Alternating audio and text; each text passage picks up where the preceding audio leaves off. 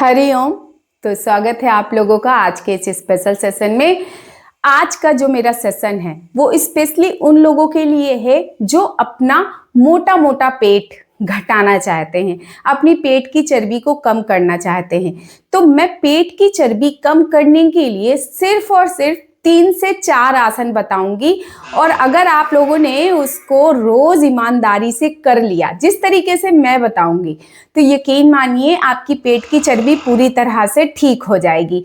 तो उसके लिए सबसे पहला आसन हम जो लेने वाले हैं वो 2 आसनों का सीक्वेंस होगा और लेट कर ही करेंगे। आज के मैं सारे आसन लेट कर ही बताने वाली हूं जो आपकी पेट की चर्बी बहुत अच्छे से खत्म कर देंगे। तो इस तरीके से हम लेट जाएंगे। सबसे पहला हमारा जो सीक्वेंस वाइज आसन है वो है पवन मुक्तासना टू पाद उत्तानासना। ये दोनों आसन को जब हम साथ में लेकर के चलते हैं, यकीन मानिए हमारी पेट की चर्बी पूरी तरह से घटने लग जाती। लेकिन यहां पर आपको समझना होगा कि हमें अपनी श्वासें किस तरीके से लेना है और किस तरीके से छोड़ना है। जब हम योगा अभ्यास के दौरान अपनी श्वासों को जोड़ देते हैं तो वो अभ्यास हमें डबल तरीके से फायदा देने लग जाता है। तो इस तरीके से हम लेट जाएंगे और हमें एक चीज का ध्यान देना है कि जब हम अपने पैरों को फोल्ड करते हुए यहां पे पवन मुक्तासना करेंगे, देन यहीं से पाद उत्तानासना करेंगे, तो हमें अपने पेट की मसल्स को अंदर खींच के रखना है। जितना ज्यादा से ज्यादा पेट की मसल्स को अंदर खींच के रखेंगे हम, उतना ज्यादा से ज्यादा हमारी पेट की चर्बी घटती चली जाएगी। तो चलिए इस प्रैक्टिस को हम एक बार कर लेते हैं। पवन मुक्तासना टू पाद उत्तानासना, पवन मुक्तासना, पाद हस्तासना, पवन मुक्तासना, पाद उत्तानासना। तो इस तरीके से आपको कम से कम 10 बार एक सेट में करना है, यानी 10-10 की काउंटिंग में आपको 4 बार करना है। 4 सेट विद 10 काउंटिंग। ये हो गया आपका पहला अभ्यास। इसको करने के बाद हम जो दूसरा आसन लेंगे वो भी सीक्वेंस में ही लेंगे, और वो सीक्वेंस हमारा होगा सेतुबंधासन प्लस पवन मुक्तासन। दोनों सीक्वेंस जब मिला देते हैं, हम दोनों आसनों को जब मेल कर देते हैं, तो यकीन मानिए हमारा पूरा पेट की चर्बी भी जाने लग जाती है।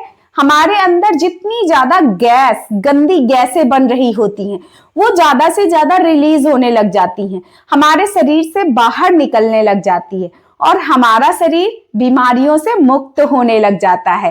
तो उसके लिए हमें क्या करना होता है, इस तरीके से हमें लेट जाना है, ठीक है। देन हाथों को नीचे रखना है, सेतुबंधासन। पेट की मांसपेशियों को अंदर खींच के रखना है, इस चीज को आप लोगों को ध्यान देना है, ठीक है। पेट की मांसपेशियां अंदर खींची हुई है, देन डाउन, देन पवन मुक्तासन, देन डाउन अप। पेट की मांसपेशियां खींची हुई हैं, देन पवन मुक्तासन। अच्छा, यहां पे एक चीज का ध्यान देना है, जिनको भी सर्वाइकल या डिस्क की समस्या है वो अपनी गर्दन को उठाएंगे नहीं, वो बिल्कुल भी अपनी गर्दन नहीं उठाएंगे। वो इस तरीके से करेंगे, सेतुबंधासन, पेट की मांसपेशियां खींच के रखेंगे, देन पवन मुक्तासन। पैरों को पकड़ के अपनी पेट की तरफ खींचेंगे, पेट को ज्यादा से ज्यादा दबाएंगे, लेकिन गर्दन नहीं उठाएंगे। जिनको भी डिस्क और सर्वाइकल की प्रॉब्लम है, जिनको प्रॉब्लम नहीं है वो उठाते हुए कर लेंगे, ठीक है। देन इसके पहले जो मैंने सीक्वेंस बताया है उसमें भी जिनको भी सर्वाइकल या डिस्क की प्रॉब्लम है वो गर्दन को उठाएंगे नहीं। वो कैसे करेंगे, पवन मुक्तासन, पाद उत्तानासन, पवन मुक्तासन, पाद उत्तानासन, ठीक है। अपर बॉडी उठाएंगे नहीं, क्लियर। देन अब हमारा तीसरा और आखिरी आसन है, वो है पाद अंगुष्ठ नासिकासन, ठीक है, यानी पैरों का अंगूठा और नाक दोनों टच करने हैं। तो सबसे पहले हम एक एक पैर से करेंगे, देन दोनों पैर से करेंगे। इस आसन का नाम थोड़ा सा बड़ा है, लेकिन कोई बात नहीं, बहुत ही अच्छे से हमारे शरीर पे ये आसन काम करता है, तो इसको आपको ध्यान पूर्वक देखना है। पहले एक आसन एक एक पैर से करेंगे। इस तरीके से पैर उठाएंगे और अपनी नाक से टच करेंगे। दोनों पैर से इस अभ्यास को करेंगे तो कम से कम हमें 20 बार एक पैर से और 20 बार एक पैर से करना है। और जब पैर को उठा करके हम अपने साइड नाक के पास लाएंगे तो पेट की मांसपेशियां पूरी तरह से खींच के रखेंगे। और जिनको भी सर्वाइकल और डिस्क है वो पैर नहीं गर्दन को नहीं उठाएंगे, वो अपने पैर को इस तरीके से लाएंगे। शुरुआत में हो सकता है ज्यादा ऊपर तक नहीं आएगा, लेकिन जो लेडीजें होती हैं ना उनका शरीर वैसे भी थोड़ा सा फ्लेक्सिबल होता है मेल के अकॉर्डिंग, ठीक है। तो वो धीरे धीरे इस तरीके से अभ्यास करते हुए अपने पैर को ही अपने पास लाने की कोशिश करेंगे और एक दिन देखेंगे कि आप बिना सिर को उठाए इस तरीके से नाक से अपने पैर के अंगूठे से टच कर पा रहे हैं, ठीक है। देन जब आप इस अभ्यास को एक एक पैर से कर लेंगे 20 टाइम, देन दोनों पैर के अंगूठे इस तरीके से उठाएंगे और अपनी नाक के पास इस तरीके से टच करेंगे। ये इस आसन का क्या नाम लिया मैंने? पाद अंगुष्ठ नासासन, यानी पैरों का अंगूठा और नाक दोनों को टच करना है, ठीक है। अब अगर आपको सर्वाइकल और डिस्क की प्रॉब्लम नहीं है तो आप इस तरीके से भी कर सकते हैं, लेकिन अगर आपको सर्वाइकल या डिस्क की प्रॉब्लम है तो आपको सिर्फ पैर पकड़ के लाने हैं और नाक को टच करना है। इसको भी आपको कम से कम 10-10 की काउंट में 3 बार करना है बस।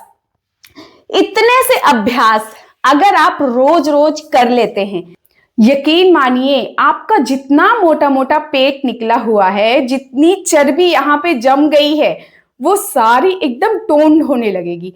पेट का फैट एकदम रिड्यूस्ड होना शुरू हो जाएगा। लेकिन यहाँ पर आपको एक छोटी सी बात ध्यान देना है कि आयुर्वेदा के अकॉर्डिंग आपको अपना रात का खाना शाम 6 बजे तक पूरी तरह से खत्म कर देना है। और रात के खाने में आपको हल्का खाना रखना है, रोटी चावल नहीं लेना है। छिलके वाली हरी मूंग दाल की खिचड़ी, छिलके वाली हरी मूंग दाल का सूप, जौ का दलिया, जौ की दलिया की खिचड़ी, मिक्स वेजिटेबल सूप, चीला, इस तरह की चीजें रात के डिनर में आपको रखना है।